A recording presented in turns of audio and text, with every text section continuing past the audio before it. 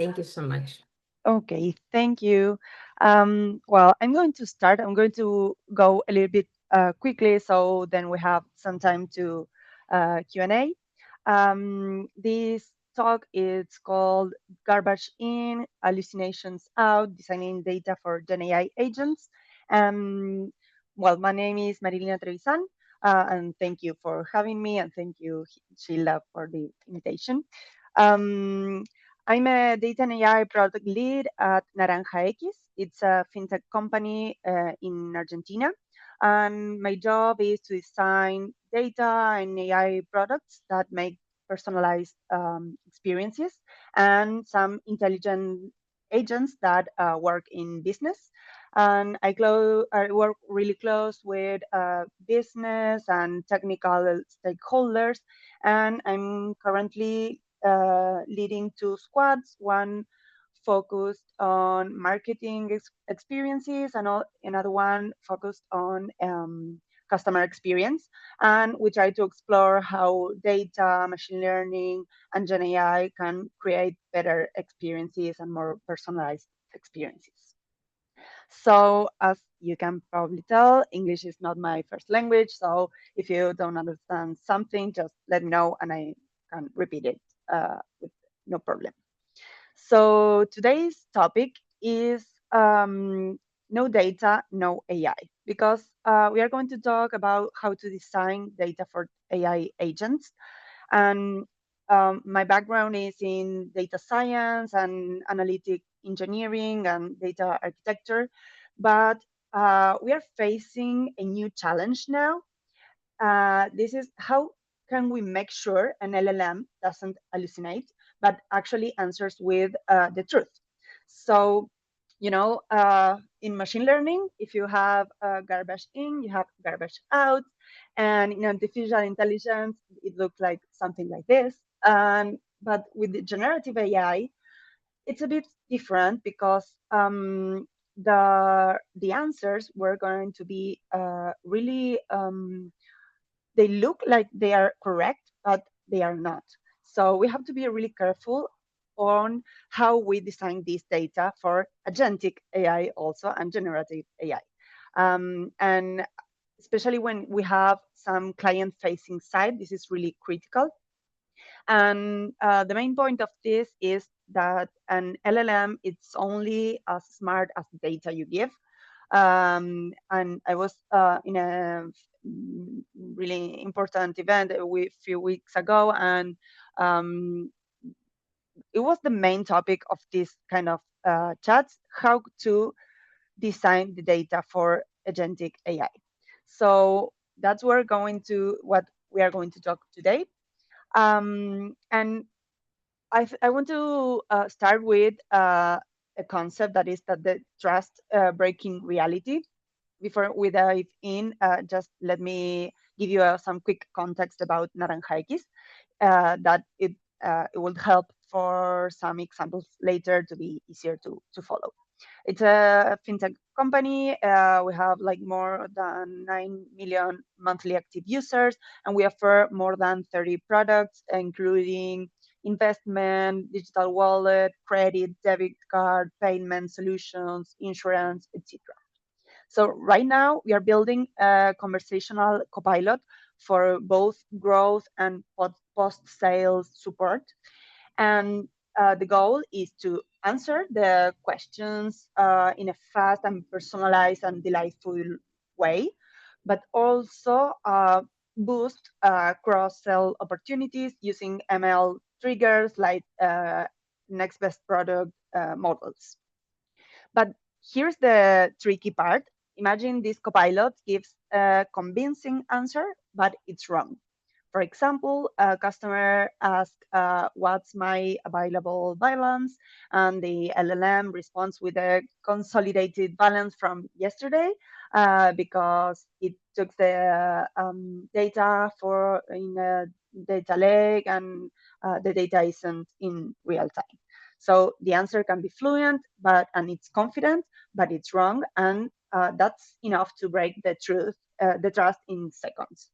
So Today, we are going to bring this down to earth with some real examples in Naranja X, with one project that was very successful and another one that doesn't went as planned, but we learned a lot of that project. And to understand these stories, we need to explore why traditional BI pipelines aren't enough for GenAI. So, well, as a data scientist and a technical leader later, I have been taught a lot of classic data problems like poor data quality or lack of governance or imbalanced targets, and the model can predict because there are not enough patterns to make a good uh, false positive, true positives, accurate, and some query timeouts. That were the problems I used to have as a data science technical lead. And many of those problems still exist today. But with GenAI and agents, we have a new set of challenge that emerged, like ambiguous data, some lack of real-time freshness, some missing of semantic layers, and poor grounding, leading to hallucinations. So the model doesn't make mistakes because it's bad. It makes mistakes because we give it stale and ambiguous data. So something that in the past used to work for BI can be a disaster for GenAI.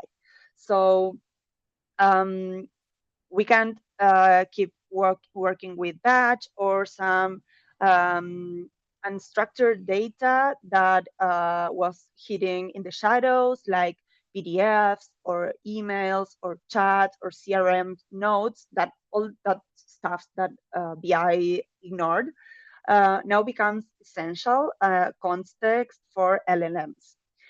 Um, Also, semantics become critical. A BI analyst know that balance mean available balance or total balance, and a model doesn't. So without the metadata, it just makes something up. Also, latency becomes part of the user experience because something that we used to tolerate it in like seconds or minutes for a dashboard. It has to be in milliseconds because if you don't have it in milliseconds, you break the illusion of a smooth conversation. So the key takeaway here is that the issue wasn't the model. The issue was that sometimes we prepare data for a BI orientation or for a BI data pipeline, but we have to think in other ways to have data for GenAI. Um, and also we have this hallucination problem. So we are going to go a little bit deep in this point. Um, Before we dive into the architectures, let's take a quick step back and talk about why hallucinations happen in first place. Um, because when LLM hallucinates, it's not because it's buggy or it's lying. It's because it's doing what it's designed to do, that it's predict the most likely next word based on the patterns from training. So it doesn't have an internal fact checker. It doesn't know what's true or not. So when the input data is incomplete or ambiguous or outdated, the model does what people do when they don't have all the info. They fill the gaps. And the difference is that they do it very confidently. Maybe if you ask me something and I don't know the answer, you're going to know this. But with an LLM, you don't. So a few weeks ago, there was a new paper published by OpenAI called why LLMs hallucinate. And the message is that they aren't a mysterious bug. They are statistical side effects of how these models were trained and evaluated. So the core reasons are: the next token prediction is not a truth checking. These models are optimized for linguistic probability, not factual accuracy. So the context, when the context is missing, they guess, and their guesses can sound flawless. The second point is that evaluation incentives reinforce guessing, and this benchmark often penalize abstaining and reward the giving answers, even if they are wrong. So over time, these models learn that it's better to say something than nothing. So there is like a pressure to answer. Fake it till you Um, make it. yeah. And also, well, the ambiguous context is really important because when you have an unclear prompt, they are going to make it up. And also the empirical evidence of OpenAI showed that simple examples like a chatbot confidently inventing different PDH thesis titles or giving conflicting birthdays, uh, those are not malicious. It's just guessing without enough signals. So the key here is the context. And in other words, this hallucination is an expected behavior when the context is weak. So with this in mind, we are going to go a little bit deeper in how can we design the data for GenAI to be ready for these agents.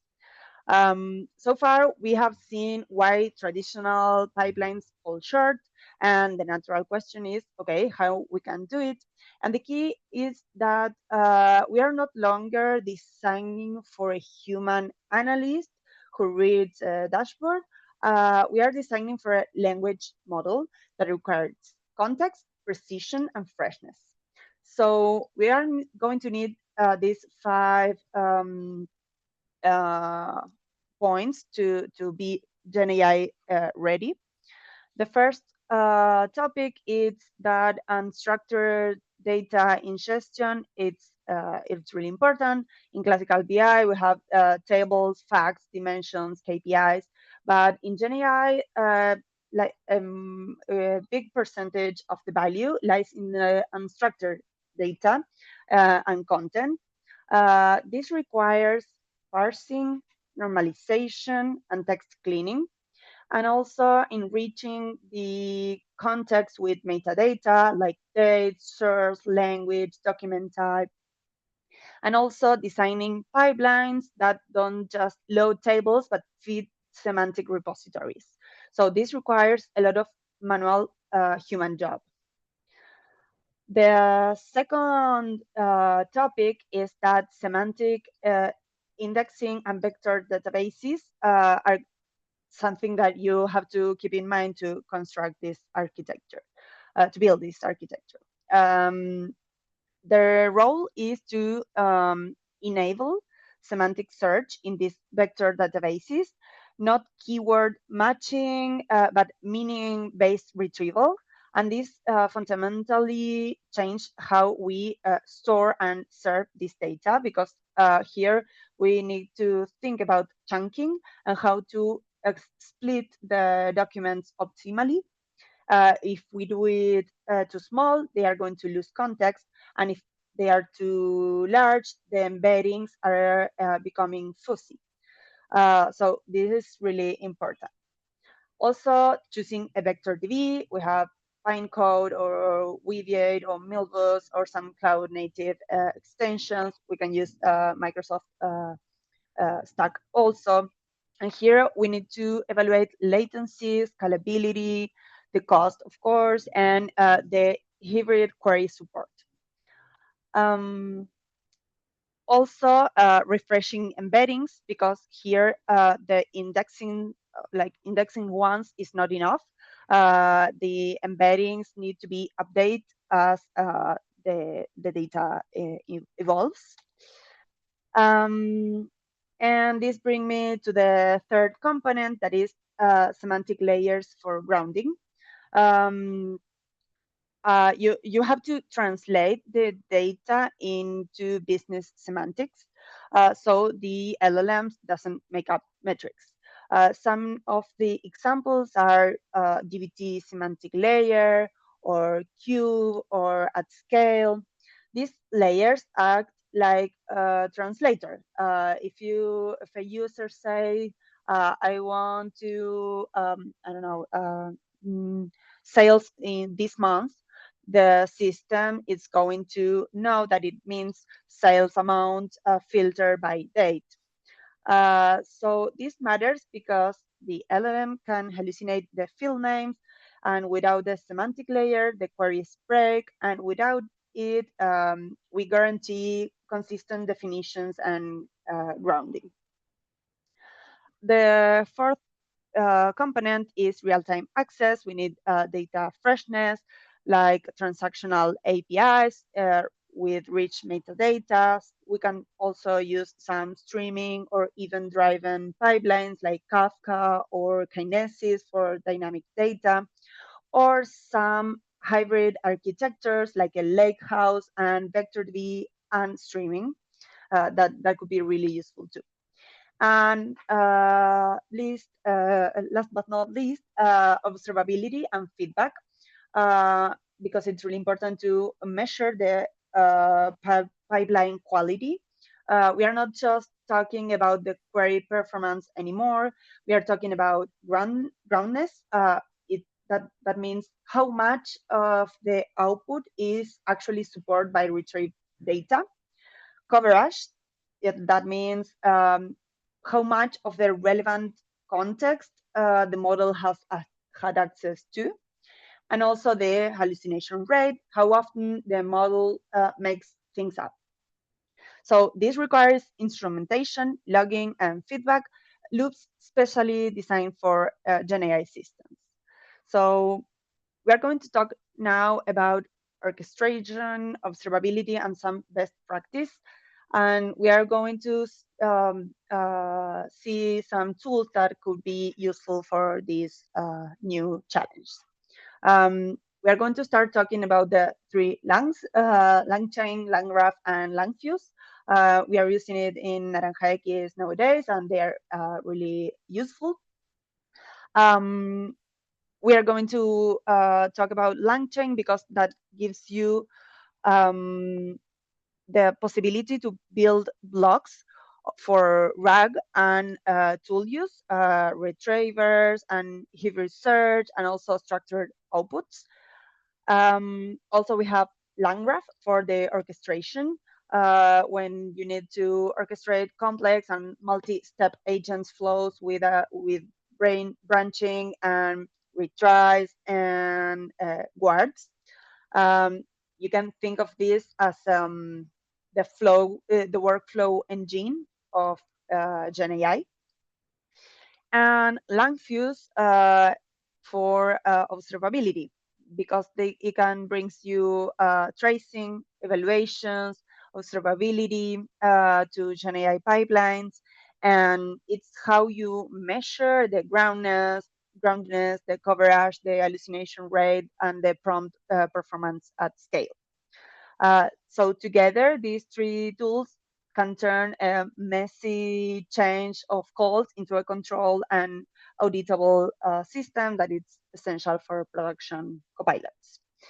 And some best practice, this is the tech stack we are using today at Naranja X, but there are a lot of tools. We can talk about that if you want to. And some best practices we are uh, um, mm, yeah, we are trying to work in the company. It's um, to be safe, and to have really good governance and interoperability. So it's really important to um, design guardrails. This is the way to define the strict boundaries for the model behavior. This includes like validating the data, enforcing output formats, and filtering some sensitive context, and applying business rules before a response is returned. Also, evals like automated evaluation frameworks for these Gen AI systems, and it can help to catch regressions early. We're going to talk about this in a few minutes. Also, model context protocols, MCP. Also, we are going to talk about this a little bit later. This provides a standardized way for models to discover and to interact with data sources and tools instead of some custom connectors everywhere. With MCP, you can make it the architecture more plug and play, and also to work in cybersecurity with prompt injection mitigations, because these systems are vulnerable to malicious or accidental instructions hidden in inputs. Um, Implement this input sanitization, output validation, the context isolation, and logging for suspicious patterns become essential. So these guardrails can help to detect this early. So this practice together turn an experimental pipeline into a production grade system that it's secure, it's testable, and scalable. But honestly, I don't think that anyone can truly call themselves as a Gen AI specialist these days. Maybe, I don't know, a few senior engineers at OpenAI or Anthropic or Gemini. But the rest of us, the mortal people, we are constantly learning in a learning journey because this evolves really fast, and staying up to date is not optional, is essential. Because the technology and this best practice literally change week by week. So this new paradigm for data architecture needs to be always um, uh, actualized. But this model Um, context protocol is pretty standardized right now. yeah. Nowadays, model context protocol, yes, but you have some new tools for observability. I mean, we are using now Langfuse, but nowadays we have some better tools and cheaper tools also. So that really changed really fast. So I think that there are some things that are here to stay, like model context protocols, but there are some new things we need to learn, like prompt injection mitigation. I mean, um, hackers are always trying to create something new, and we need to protect our systems for that kind of attacks. Yeah. Um, well, and we are going to talk a bit more about model context protocol, or as I like to tell it, more context, please. Because until now, we have talked about how to prepare the data and structure it and feed it into vector DBs and ground it with semantic layers. But here's the thing, as soon as you try to scale GenAI solutions inside a company, you hit a wall because every agent suddenly needs to talk to multiple systems like API or SQL databases or data lakes or product services or document stores, and you end up writing endless custom connectors. So every integration is unique and brittle and expensive to maintain. So here's the exactly problem that MCP solves. This is an open standard that defines how LLMs can discover and describe and interact with external data sources and tools, and in a consistent way, without reinventing the wheel for each one. And you can think of MCP as a contract between your model and your data ecosystems, because it can standardize how the model can discover which data and actions exist, and how these tools and actions and context are described, and gives you a bi-directional channel, so the model can ask for more context and get structured responses back. So like taking the idea of semantic layer and extended it far beyond just metrics, MCP then just describe the data, but describes capabilities.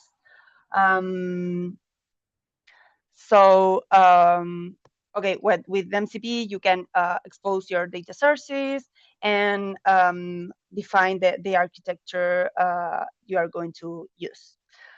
And also, I think it's important to think about the difference between LLMs and agents, and why the data, these are the data game changers.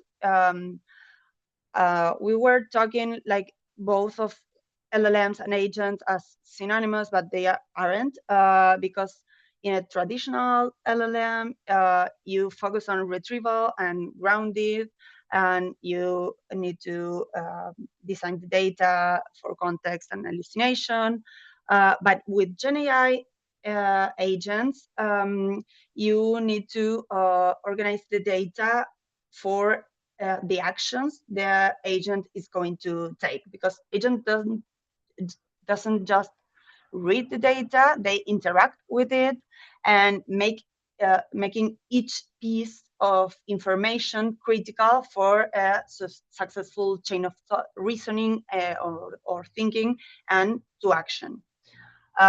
So designing data for agents,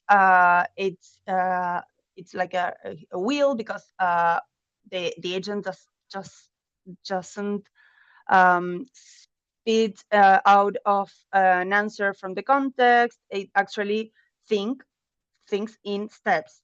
It plans what to do, then retrieves and reasons across multiple sources, then reason, then acts by calling tools or APIs, and then often loops back, checking with what it got before deciding, and the next move. So for an agent, this data isn't just something it reads once and forgets. It's the fuel that powers every steps in the reasoning and decision-making chain. And here is the catch, that ambiguous or silhouette or missing data, metadata, if with these things, the agent doesn't just make one wrong call, it makes the whole chain of wrong decisions. So for that problem, we need to focus on the knowledge layer. This is your static and descriptive and historical information.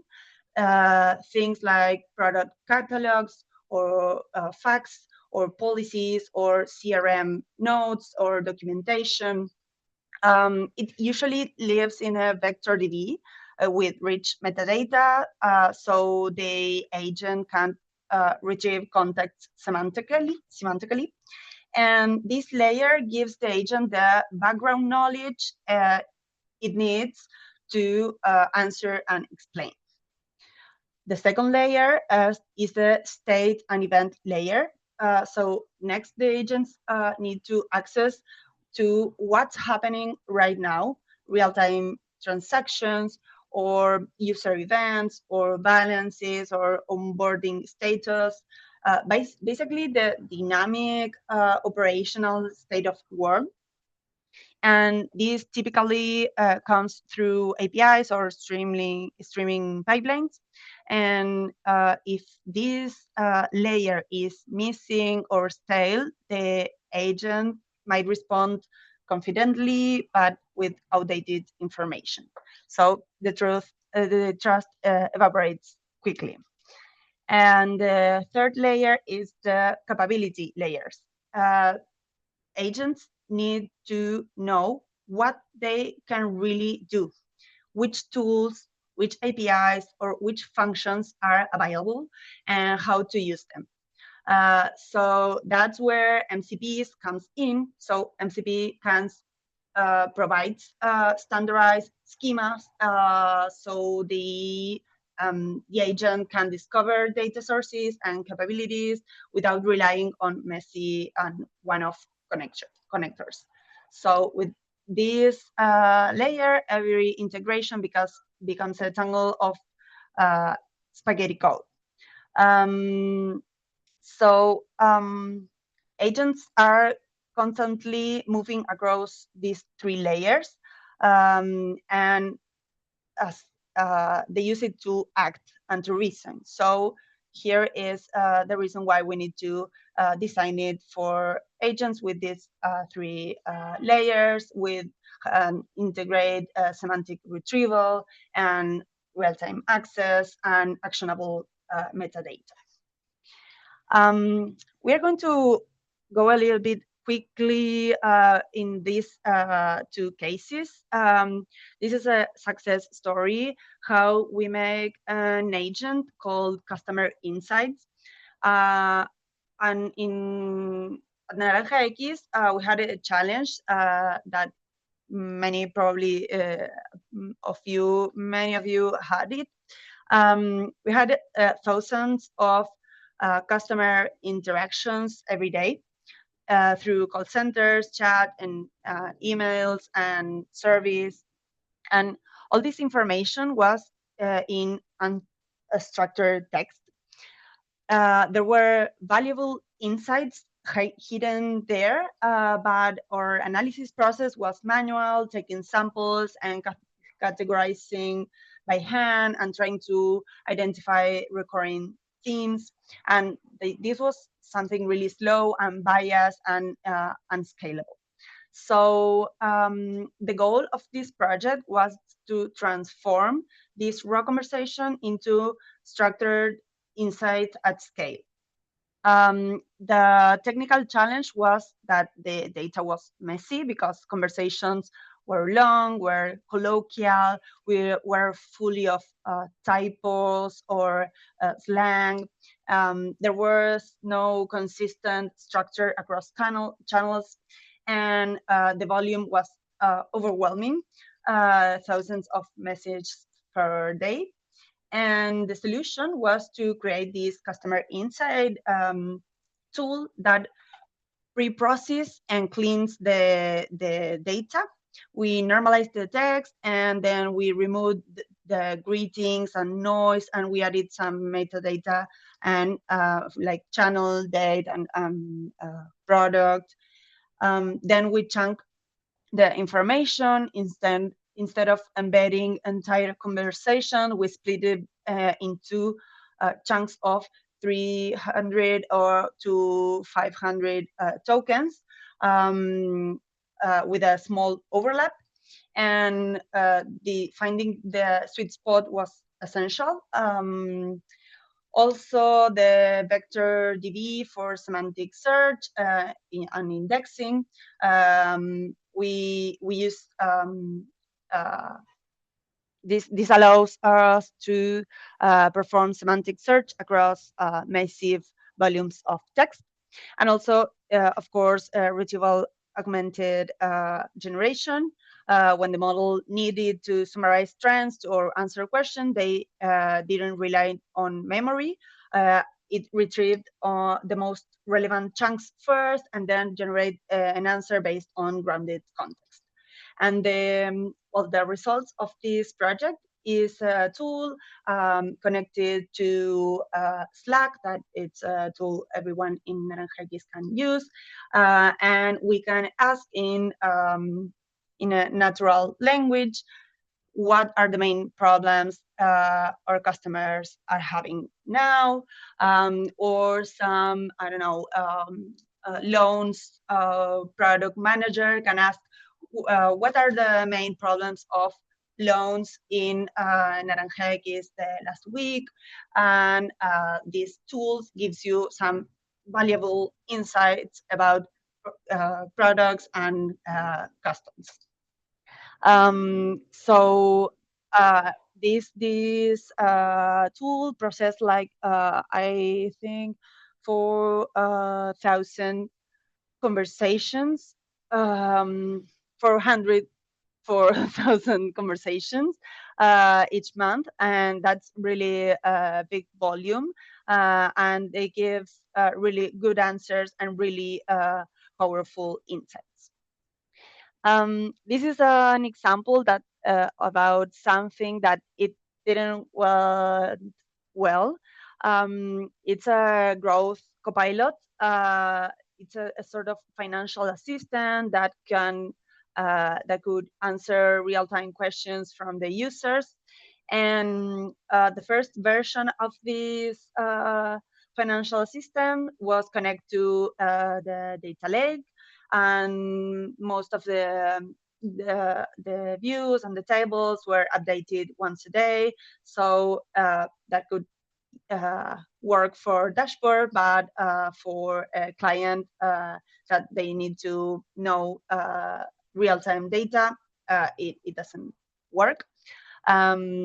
So we switched to transactional API real-time data, and we have a second problem here. We have some ambiguous data.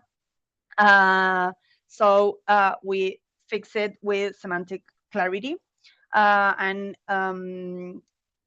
this tool, we can see there, that's a real example. We have in the left some answers about the TNA, and that's wrong. That both numbers are a mistake, and that's because we had info that was not outdated. So now we are talking. We are working in a last version of this that fix this issue. How we do it with all the things we talked before, like semantic layer and grounding and guardrails, and from injection mitigation, and to designing the data for specific tasks that each agent can do. And this example with conversational interface, we use it with, we build it with RAG, agentic RAG architecture, and inspired in Uber. We make significant changes like enriched document processing with better parsing of the PDF and formatting and preserving tables and bullet context and metadata. We also decide the LLM-powered agents in pre and post preprocessing steps with query optimizer to rewrite or disambiguate some queries and break them down into sub-queries. Also with source identifier to narrow down which documents or domains to search.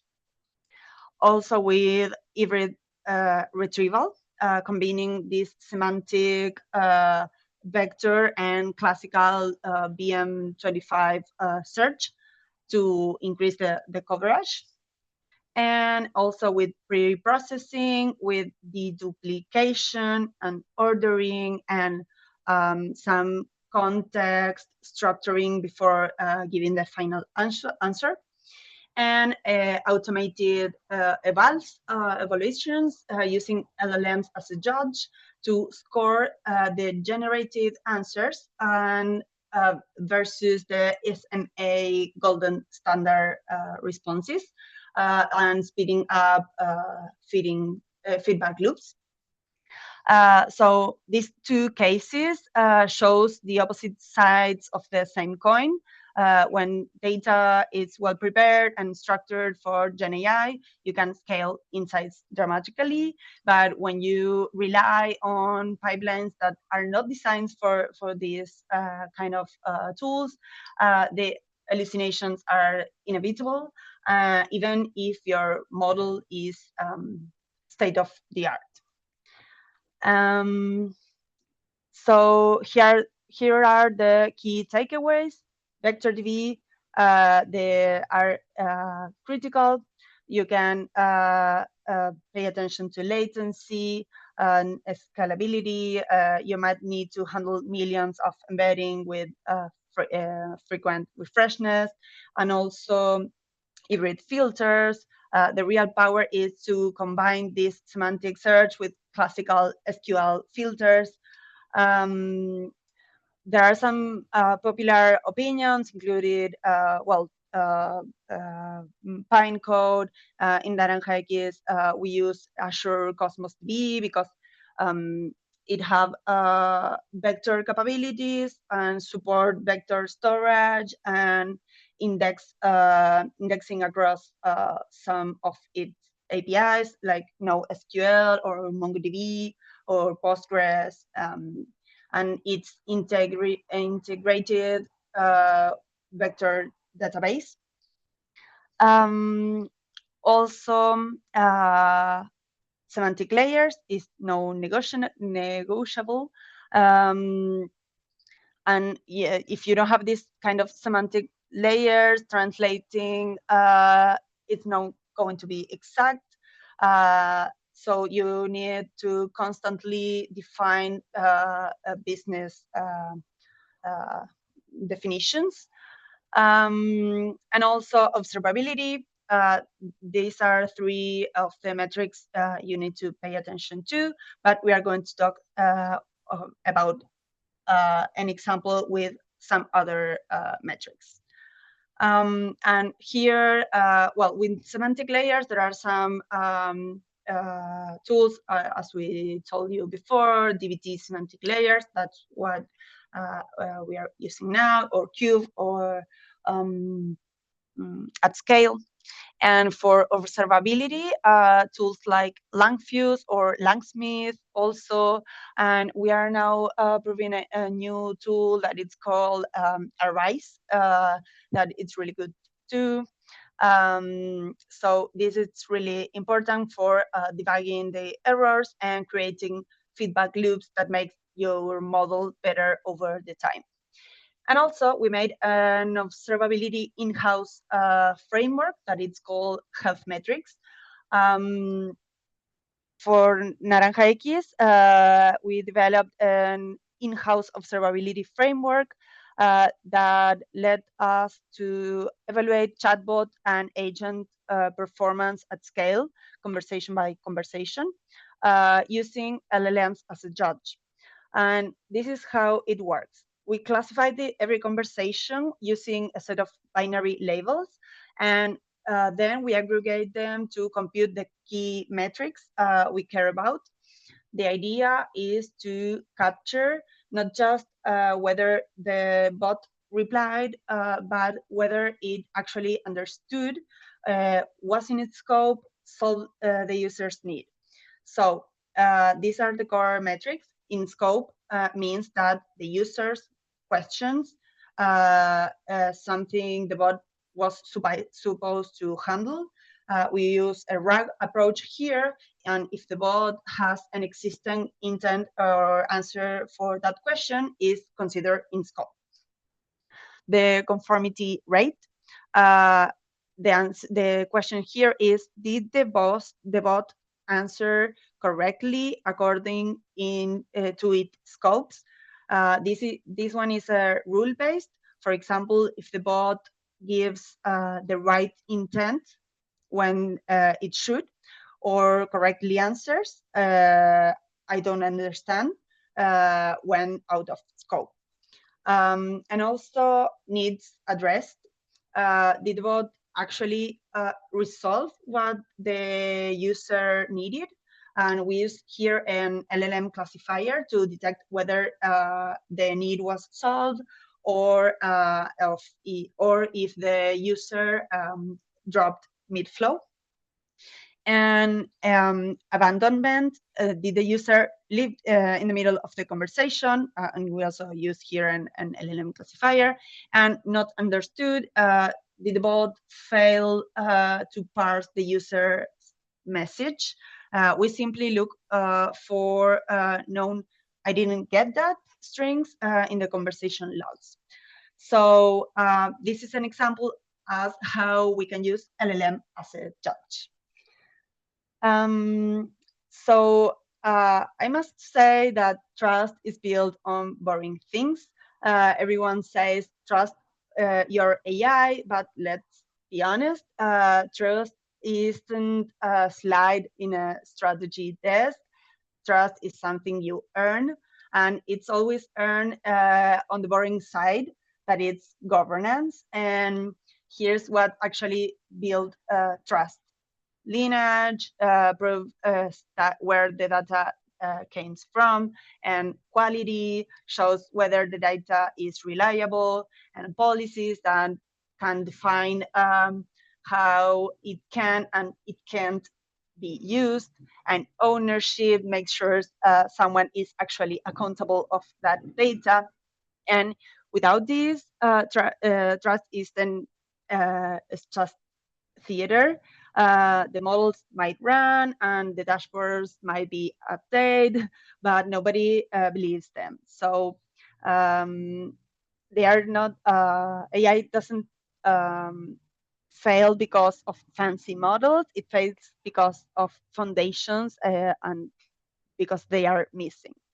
So as a recap and key insight, we are going to step back. We start talking about garbage in and hallucinations out. We look how traditional BI pipelines aren't enough for GenAI. We explored the architectural components that makes the difference: vector DB and semantic layers and observability and guardrails and evaluation mechanisms.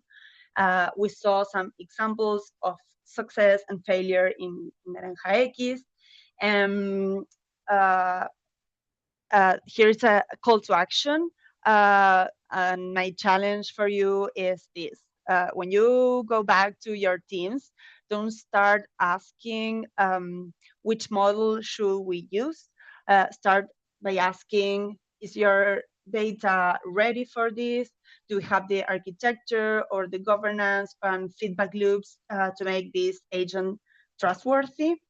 Because if the answer is no, it doesn't matter how advanced your model is, it will hallucinate and users will stop trusting it. So, well, this is it.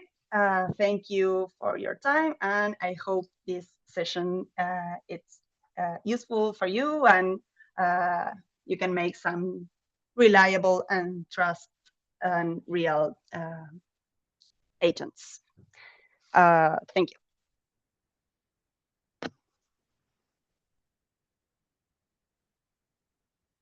Just in time. Thank you so much.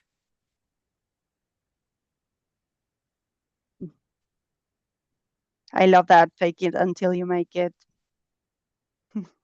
Hold on 1 second.